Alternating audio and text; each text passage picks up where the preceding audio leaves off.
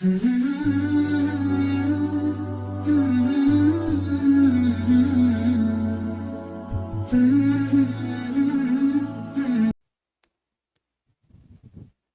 salatu wassalam ala Sayyidina Muhammadin wa ala alihi wa sahbihi ajma'in.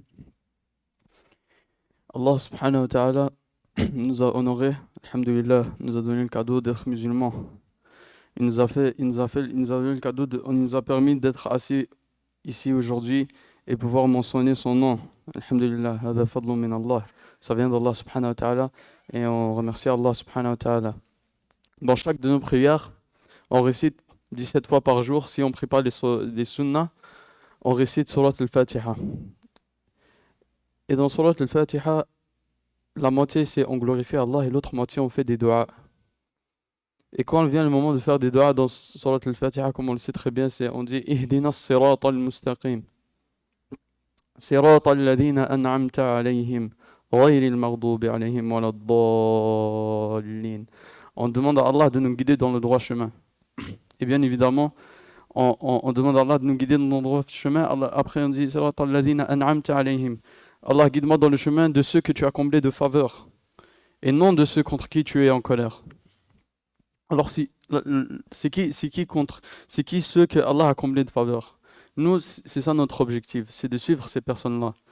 Et en tant que musulmans, notre premier rôle modèle qu'on doit avoir, c'est le prophète sallallahu alayhi wa sallam.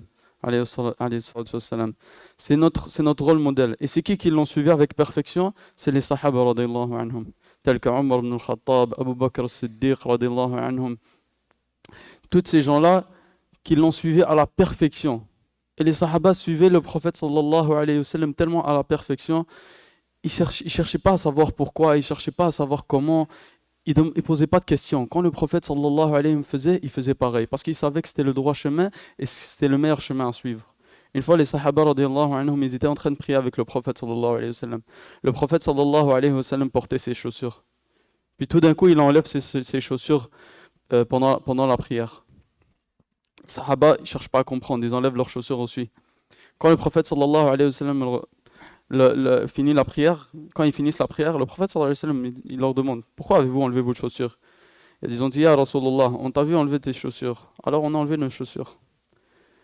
C'est à ce point, tandis que le prophète sallallahu alayhi wa sallam, il a enlevé ses chaussures pour une raison, c'est que Jibril alayhi salam l'avait informé qu'il y avait une najasa dans ses chaussures. C'est pourquoi il avait enlevé ses chaussures. Il y avait une raison derrière ça, mais les sahaba, vu qu'ils ont vu le prophète sallallahu alayhi wa sallam le faire, ils posaient pas de questions. Une fois le prophète sallallahu alayhi wa sallam, il était dans la mosquée et il a dit aux sahaba ijlisu dans la mosquée.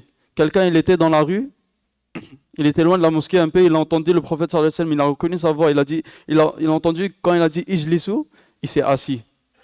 Il n'était pas dans la mosquée, il était dans la rue.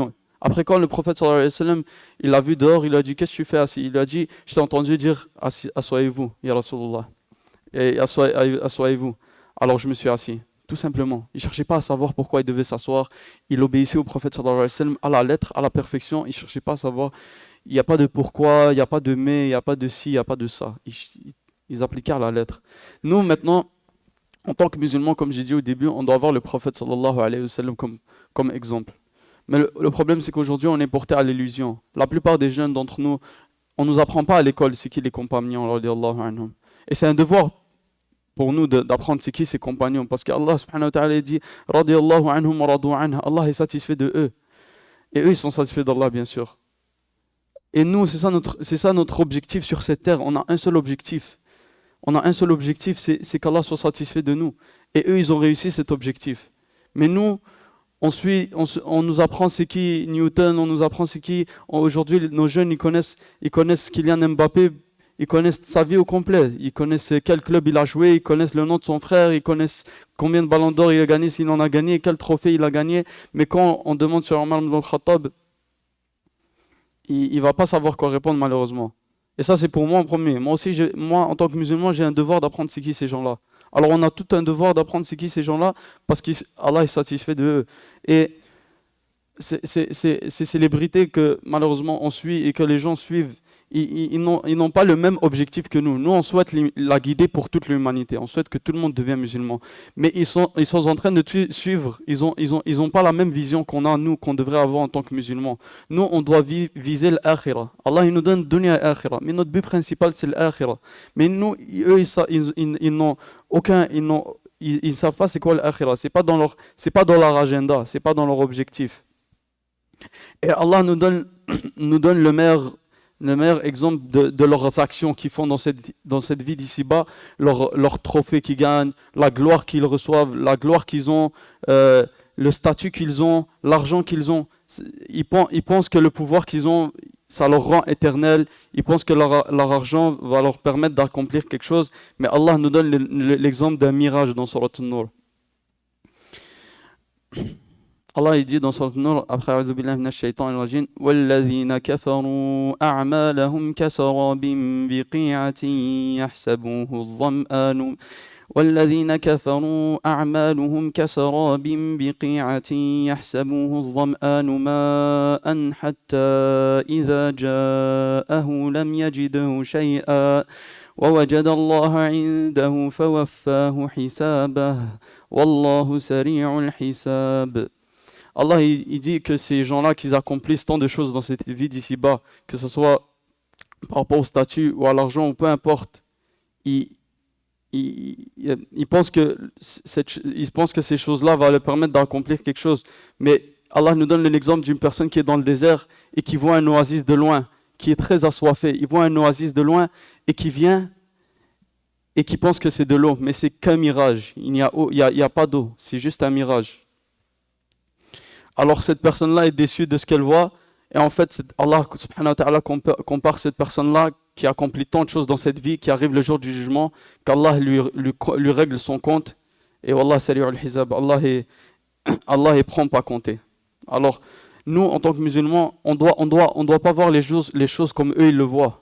Nous, on a un but derrière dans cette vie. Allah nous a mis ici-bas pour nous tester à travers nos actions, à travers ce qu'on fait à tous les jours. Alors, on ne doit pas suivre ces gens-là. On doit suivre les compagnons, radiallahu anhum, tels que Bilal ibn Rabah, radiallahu anhu, qui n'avait pas un statut ici-bas, qu'il était un esclave.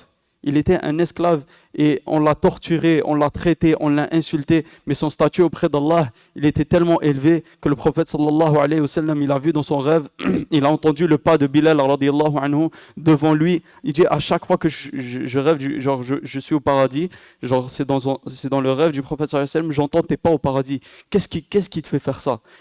Qu'est-ce qui te fait faire ça? Qu'est-ce qui te permet d'être au paradis et que j'entends tes pas au paradis à chaque fois? Il a répondu une chose simple, il a dit Ya Rasulullah, à chaque fois que je fais mes ablutions, je fais 2 rak'ats après mes ablutions. C'est cette petite action tellement simple, mais qu'Allah apprécie les petites actions qu'on fait.